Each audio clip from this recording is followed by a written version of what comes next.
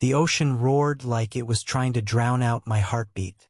I stood on the edge of the cliff, staring at the churning waves below, wondering if I'd made the biggest mistake of my life by coming here. This wasn't just a vacation. It was a collision course I never saw coming.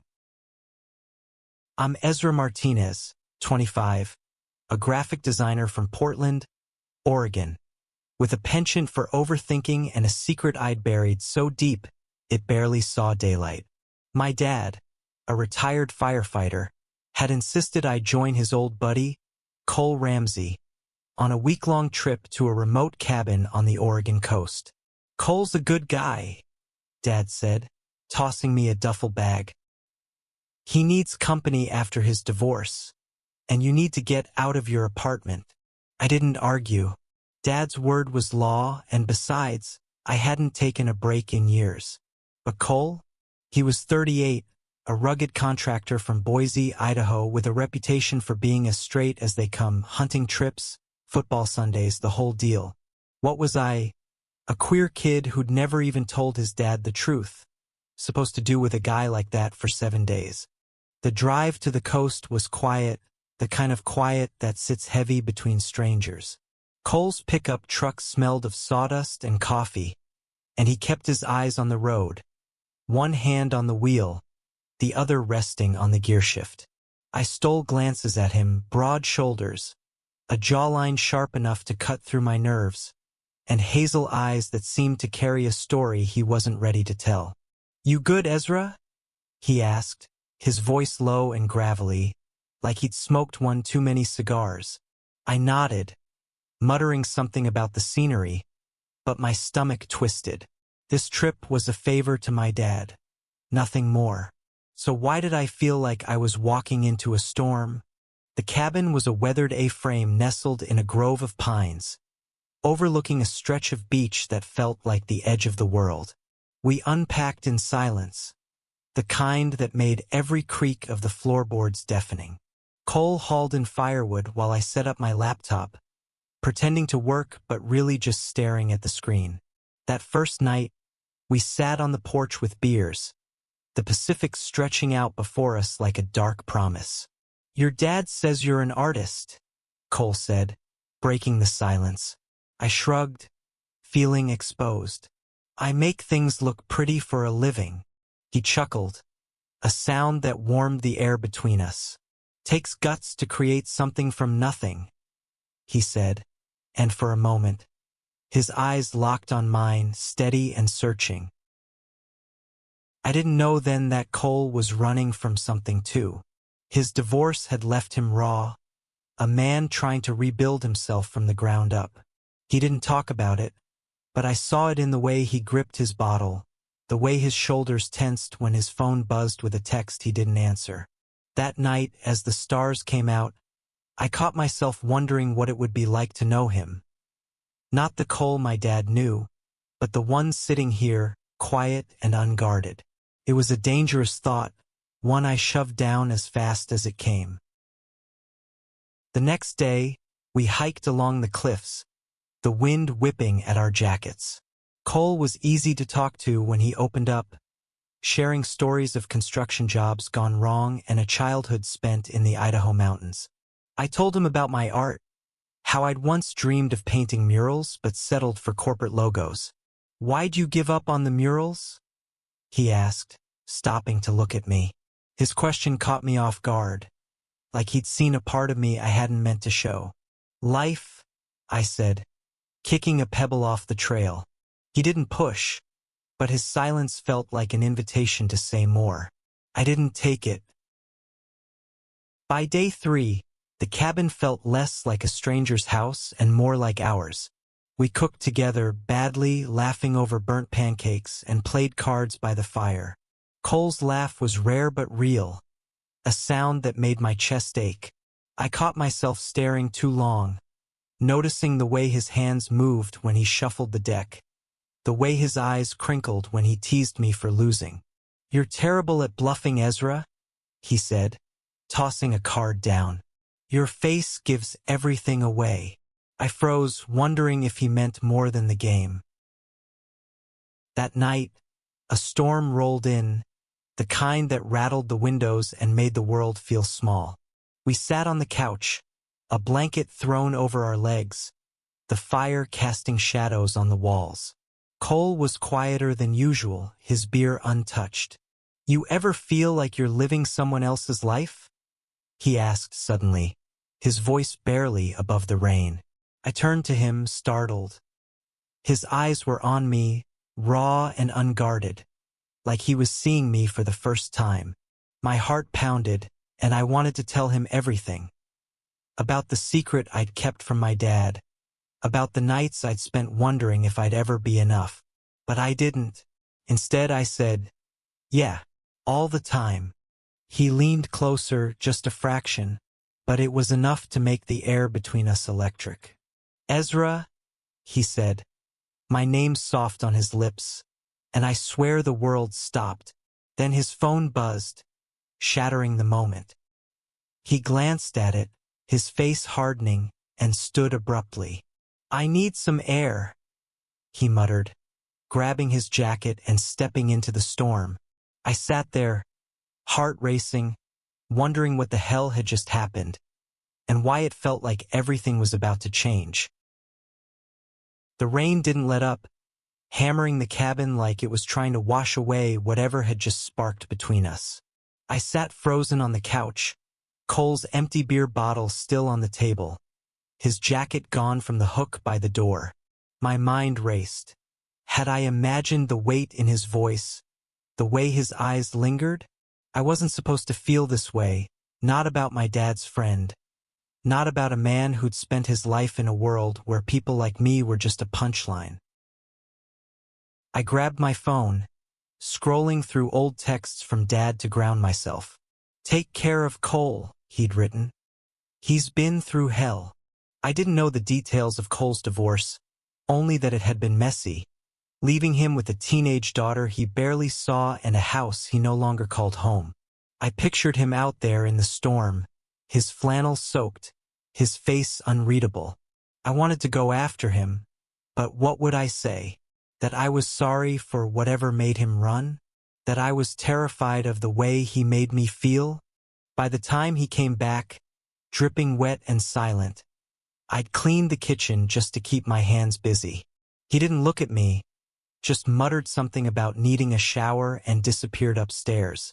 The rest of the night passed in a haze of small talk and avoidance, like we were both tiptoeing around a landmine. I went to bed early, staring at the ceiling, replaying that moment on the couch until it felt like a dream. The next morning, the storm had cleared, leaving a sky so blue it hurt to look at. Cole was already outside, chopping wood with a focus that bordered on obsession. I watched him from the porch, the axe swinging in steady arcs, his breath visible in the crisp air.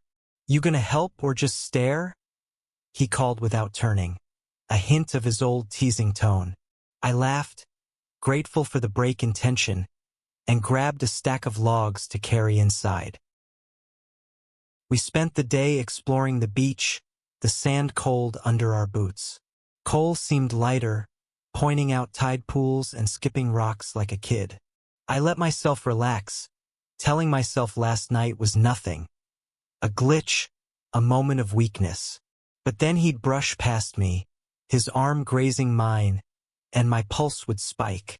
I hated how aware I was of him, how every glance felt like a question I didn't know how to answer. That evening, we drove into the nearby town of Cannon Beach for supplies. The streets were quiet, lined with quaint shops and the smell of salt water. In a diner, over burgers and fries, Cole opened up about his daughter, Lily. "She's 16, thinks I'm the worst," he said, a wry smile tugging at his lips. "Says I don't get her." I nodded, thinking of my own dad, how I'd never told him who I really was because I was afraid he wouldn't get me either. "Kids are tough," I said, careful not to push. Cole's eyes softened. "You'd like her. She's got your kind of fire, creative, stubborn." Back at the cabin, we built a fire on the beach, the flames crackling against the sound of the waves. Cole handed me a beer, his fingers lingering on mine for a second too long. "You're easy to talk to, Ezra," he said, staring into the fire. "Not many people are." My throat tightened. I wanted to tell him how much that meant, how much he was starting to mean, but the words stuck. Instead, I asked about his life before the divorce, hoping to keep him talking, to keep this fragile thing between us alive. He told me about his ex-wife, Sarah, how they'd married young, built a life in Boise that looked perfect on paper. "But it wasn't," he said, his voice low. "I was always pretending, trying to be the guy everyone expected." I leaned closer, drawn to the crack in his armor. "Who did you want to be?" I asked. He looked at me then, his eyes searching mine, and for a moment I thought he might answer. But he just shook his head, tossing a stick into the fire. "Doesn't matter now." The air grew heavy, the unspoken hanging between us like smoke. I wanted to reach for him, to bridge the gap, but fear held me back. What if I was wrong? What if this was all in my head, and I was about to ruin everything? I stood, brushing sand off my jeans, and said good night, my heart pounding with what I didn't say. As I walked back to the cabin, I felt his eyes on me, and I knew, whether I wanted to admit it or not, that something was shifting, something neither of us could stop. I woke to the smell of coffee and the sound of coal humming in the kitchen. It was day 5, and the cabin felt like a world we'd built together, separate from the lives we'd left behind. But the weight of last night's almost moment clung to me, making every glance feel like a gamble. We spent the morning kayaking on a nearby lake, the water mirror smooth under a gray sky. Cole paddled ahead, his strokes strong and sure, while I lagged behind, distracted by the way his shirt clung to his back. "Keep up, city boy," he called, grinning over his shoulder. I laughed, splashing him with my paddle, and for a while it was easy, like we were just two guys on a trip, nothing more. But then he'd look at me, his smile fading into something deeper, and I'd feel it again. That pull, that dangerous hope. Back at the cabin, we cooked dinner, spaghetti, because it was the one thing we couldn't mess up. Cole was quieter than usual, his movements deliberate, like he was working through something in his head. I caught him watching me as I chopped vegetables, his gaze lingering on my hands. "What?" I asked, half laughing to cover my nerves. He shook his head, a small smile tugging at his lips. "Just thinking you're not what I expected." My heart skipped. "What did you expect?" I asked, keeping my tone light. He leaned against the counter, his arms crossed, and said, "Someone less real." The word hung there, heavy with meaning I didn't dare unpack. I turned back to the cutting board, my face burning, and changed the subject. That night, we sat on the porch, the stars brighter than I'd ever seen. Cole was restless, pacing with a beer in hand, like he was wrestling with something he couldn't name. I wanted to ask, to push, but I was scared of what I'd find. Instead, I told him about my first crush, a boy in high school I'd never had the guts to talk to. It was the closest I'd come to telling him the truth, and my voice shook as I spoke. Cole listened, his face unreadable, and when I finished, he said, "That takes courage, Ezra. More than you know." I looked at him, my chest tight. "What about you? Ever take a chance on something that scared you?" He stopped pacing, his eyes locking on mine. For a moment, I thought he'd brush it off. But then he said, "Once. Didn't end well." His voice was raw, like he was peeling back a layer he'd kept hidden. I wanted to ask more, but he turned away, staring at the ocean like it held the answers he couldn't give. The next day, we hiked to a lighthouse perched on a cliff, its white tower stark against the stormy sky. The wind was fierce, tugging at our clothes, and Cole grabbed my arm to steady me on a narrow path. His touch lingered warm and sure, and when he let go, I felt the loss like a physical thing. We reached the lighthouse just as rain started to fall, ducking inside to escape the downpour. The air inside was damp, the only sound the distant crash of waves. Cole leaned against the wall, his hair wet, his eyes distant. "You ever feel like you're running out of time?" he asked, his voice barely audible. I nodded, my throat tight. "Every day." He looked at me then, really looked, and I saw something in his eyes. Fear, maybe, or longing. Before I could stop myself, I said, "Cole, what are we doing here?" It wasn't about the lighthouse or the trip. It was about us, about the line we kept dancing around. He didn't answer right away. Instead, he stepped closer, so close I could feel the heat of him, smell the rain on his skin. My breath caught, and for a moment, I thought he might kiss me. But then he pulled back, his face a mask of conflict. "I don't know," he said, and walked out into the rain, leaving me standing there, heart pounding, wondering if I'd just lost something I never had. The rain followed us back to the cabin, a relentless drumbeat that matched the chaos in my head. Cole was distant, his silence louder than the storm. I wanted to shake him, to demand answers, but I was just as lost. What was this thing between us? Friendship? Something more? Or just my imagination running wild?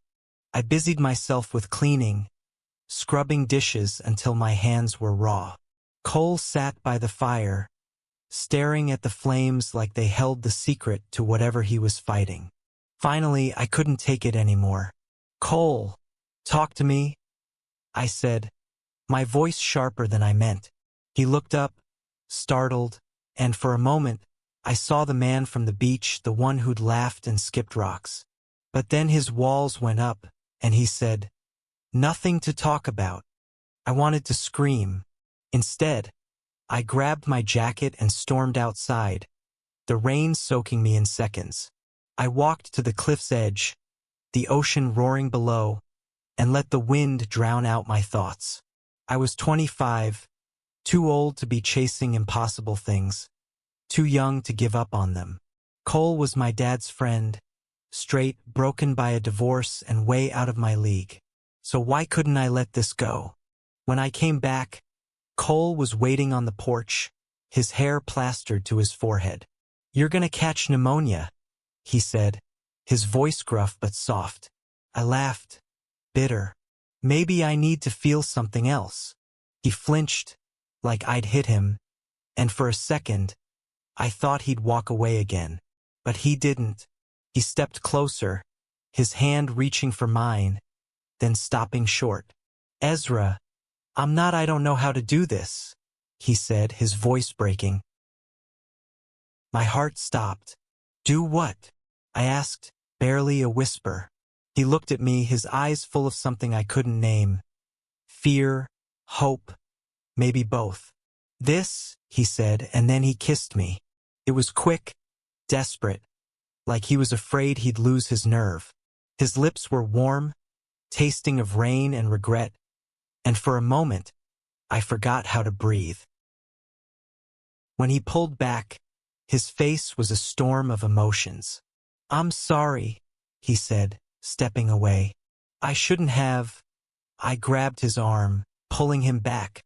"Don't," I said, my voice shaking. "Don't take it back." We stood there, rain pouring down, the world shrinking to just us. I wanted to ask what this meant, what he was feeling, but I was too afraid of the answer. The rest of the night was a blur. We didn't talk about the kiss, didn't touch again, but the air between us had changed.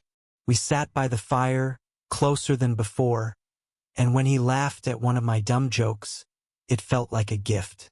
I went to bed with my heart racing, replaying that moment on the porch, wondering if it was a beginning or an end. The next morning, Cole was up early, making breakfast like nothing had happened. But I saw it in his eyes, the same fear, the same hope. We spent the day fishing, the silence between us comfortable now, like we'd crossed a threshold we couldn't uncross. As the sun set, painting the sky in shades of fire, I knew we were running out of time. Tomorrow was our last day, and then what? Would we go back to our lives, pretending this week never happened? That night, over whiskey and a crackling fire, Cole finally talked.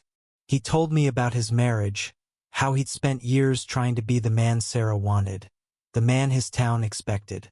I was suffocating, he said, his voice low. And then I met you, and it's like I can breathe again. I stared at him, my heart in my throat. Cole, I said, I'm not out. My dad doesn't know. He nodded like he'd already guessed. Doesn't change how I feel, he said, and my world tilted. The final day dawned too soon, the sun cutting through the fog like a blade. I woke with Cole's words echoing in my head. Doesn't change how I feel. I wanted to believe him, to hold onto this fragile thing we'd found, but doubt gnawed at me. What happened when we left this cabin? This bubble where the world couldn't touch us. We packed in silence, the weight of the inevitable pressing down. Cole caught my eye as he zipped his duffel, a question in his gaze. I wanted to ask him to stay, to figure this out, but the words wouldn't come. Instead, we drove to a nearby cafe for breakfast, the ocean still visible through the windows, a reminder of what we were leaving behind. Over coffee, Cole reached for my hand under the table, his touch steady. Ezra, he said, his voice low. I don't know what this looks like back in the real world, but I want to try. My heart leaped, but fear followed close behind. What about my dad? I asked. What about your life? He squeezed my hand, his eyes fierce. We'll figure it out. Together. The drive back to Portland was different, quieter, but not heavy. Cole's hand rested on the gearshift, and I covered it with mine, a small act of courage that felt monumental. When we pulled up to my apartment, he turned to me, his face open in a way I'd never seen. I'm not good at this, he said, but I'm not ready to let you go. I leaned across the console and kissed him, slow and sure, sealing a promise neither of us fully understood. The weeks that followed were a whirlwind. I came out to my dad, my voice shaking as I told him about Cole. He was quiet at first, then hugged me, saying, I just want you happy, Ezra. Cole visited Portland, and I went to Boise, each trip a step towards something real. It wasn't easy. There were whispers in his town, questions from my friends, but we faced them together, hand in hand. Looking back, that night in the rain changed everything. It wasn't just a kiss. It was a door opening to a life I'd been too scared to imagine. Cole and I are still figuring it out, still learning what it means to love across the lines we'd drawn for ourselves. But every time I see him smile, hear him laugh, I know it's worth it.